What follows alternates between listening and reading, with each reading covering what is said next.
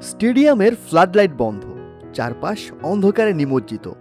ঠিক তখনই আজতেকার গ্যালারি থেকে ভেসে এলো হাজারো মোবাইলের ফ্ল্যাশলাইটের আলো, যা মুহূর্তের মধ্যে পুরো স্টেডিয়ামকে এক তারার রাজ্যে পরিণত করলো। গুইলার্মো ওচোয়া দাঁড়িয়ে মাঠের ঠিক মাঝখানে, একদম একা। এমন এক বিদায় সংবর্ধনা কি কোনো ফুটবলার আগে পেয়েছেন? মেক্সিকো কি শুধু একজন গোলকিপারকে বিদায় জানাচ্ছিল, না তার চেয়ে বেশি কিছু?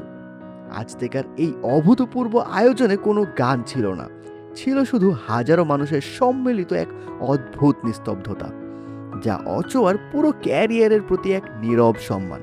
এমন দৃশ্য ফুটবলে সচরাচর দেখা যায় না, যখন প্রতিটা ফুটবলার চায় গোল করে চিৎকার করে বিদায় নিতে। তখন ওচোয়া যেন এক অদ্ভুত প্রশান্তিতে সেই মুহূর্তটা উপভোগ করছিলেন। তার এই বিদায়টা ছিল অনেকটা ধ্যানের মতো। এই বিরতির সময় সেই অন্ধকারের মাঝে ওচোয়ার দাঁড়িয়ে থাকাটা কোনো নাটক ছিল না, ছিল তার দীর্ঘ 22 বছরের সংগ্রামের এক নীরব প্রতিচ্ছবি। এরপর ম্যাচের শেষ দিকে তিনি যখন মাঠে নামলেন, তখন মনে হচ্ছিল সময়টা যেন 2004 সালে ফিরে গিয়েছে।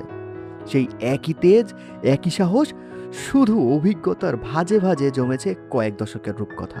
একজন খেলোয়াড়ের প্রতি একটি জাতির এই ভালোবাসা কতটা গভীর হতে পারে, তা আজতেকার এই বিদায় না দেখলে বিশ্বাস করা কঠিন। অগুয়েরো হয়তো কোচ হিসেবে সিদ্ধান্ত নিয়েছেন, কিন্তু সেই বিদায়ের মঞ্চটা সাজিয়েছিল মেক্সিকোর সাধারণ মানুষ। তারা প্রমাণ করেছে ফুটবলাররা আসে আর যায়, কিন্তু কিছু খেলোয়াড় দেশের মানুষের হৃদয়ে অমর হয়ে থাকে।